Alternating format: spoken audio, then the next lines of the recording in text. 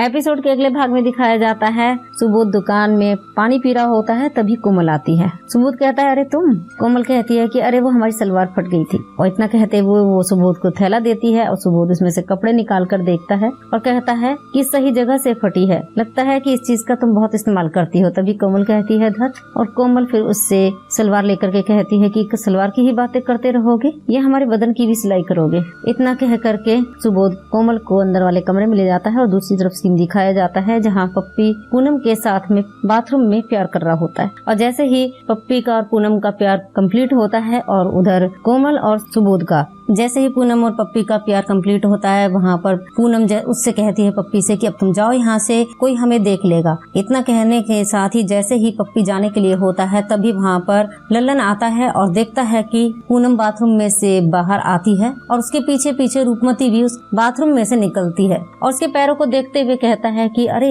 ये बाथरूम में क्या कर रही है रूपमती। और उसकी नजर उसके पैरों की तरफ जाती है रूपमती के और कहता है कि कुछ तो गड़बड़ है। अब पूनम तो अपने कमरे में चली जाती है और वो रूपमती को वहाँ से निकलते हुए पकड़ लेता है और रूपमती चिल्लाती है मालिक मालिक। और लल्लन कहता है कि आज तो मैं तुम्हारा चेहरा देख कर ही रहूंगा। इतने में पूनम दौड़कर आती है और कहती है लल्लन छोड़ो उसे, छोड़ो उसे। और वो बाबूजी की आवाज लगाती है और कहती है बाबूजी लल्लन जबरदस्ती कर रहा है रूपमती के साथ में। रूपमती पूनम के गले लगकर रोने लगती है और कोमल के पिताजी कहते हैं कि अरे क्या हुआ। पूनम कहती है कि लल्लन रूपमती के साथ में जबरदस्ती कर रहा था। उधर रूपमती कहती है कि ये हमारी इज्जत लूटना चाहता था और जो हम अपना खजाना बचा कर रखे थे अपने पति के लिए। तभी कोमल के पिताजी कहते हैं कि हमारी बंदूक कहाँ है बंदूक। और लल्लन उनके पैरों में पड़ जाता है और कहता है कि मुझे माफ कर दो मालिक, हमसे गलती हो गई, अब हम रूपमती की तरफ नहीं देखेंगे मालिक, हमें माफ कर दो। कोमल के पिताजी कहते हैं कि अब आज के बाद इस घर में कभी मत आना और इस घर से बाहर निकल जाओ। इतना कहकर वो लल्लन को बाहर भगा देते हैं और कहते हैं अपने मन ही मन की मैं इसका सहारा बनूंगा और मैं इससे अपनी शादी करूंगा और सुहाग रात मनाऊंगा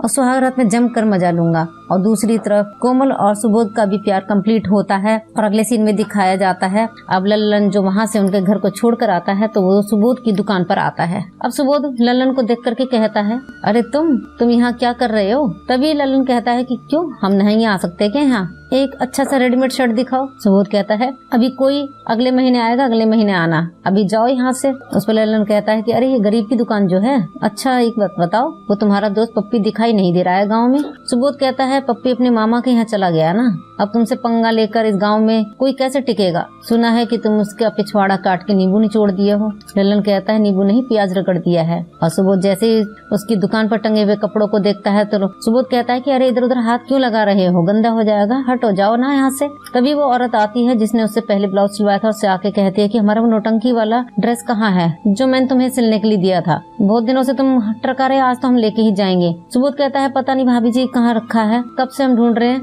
कल आपको पक्का दे देंगे। तभी वो कहती है कल अगर हमारा ड्रेस नहीं मिला तो हम तुम्हारी खाट खड़ी कर देंगे और अभी तो हम जाते हैं, ठीक है। इतना कह के वो औरत वहाँ से चली जाती है और लल्लन भी कहता है कि अच्छा हम चलते हैं। इतना कहकर लल्लन भी वहाँ से चला जाता है। अब अगले सीन में दिखाया जाता है जहाँ पर रूपमती बाथरूम में नल चलाकर पानी भर रही होती है। तभी कोमल के पिताजी आते हैं और उसे पीछे से पकड़ लेते हैं और रूपमती उससे कहती है रुक जाओ जहाँपना, रुक जाओ जहाँपना, छोड़ दो हमें। अब तभी रूपमती कहती है कि हम ऐसा कुछ नहीं होने देंगे जहाँपना, हमें छोड़ दो। लेकिन कोमल के पिताजी जब नहीं छोड़ते हैं तो रूपमती कोमल के पिताजी को अपने बाहों में भर लेती है और उनसे प्यार करने लगती है। और प्यार का नाटक करते करते वो एक झटका मारता है जिसमें रूपमती भी उसका साथ देती है और इसके साथ ही उनका ये छुआ छूने वाला प्यार कंप्लीट होता है। और फिर रात का सीन दिखाया जाता है जहाँ पर पूनम अपनी खाट पर सोई होती है, वहाँ पर रूपमती आती है तो पूनम कहती है कि यहाँ आओ। अब पूनम खड़ी होती है और रूपमती के रोल में पप्पी को अपनी बाहों में लेती है, उसे सहलाती है और फिर उससे प्यार करने लगती है। उधर पप्पी और पूनम की प्यार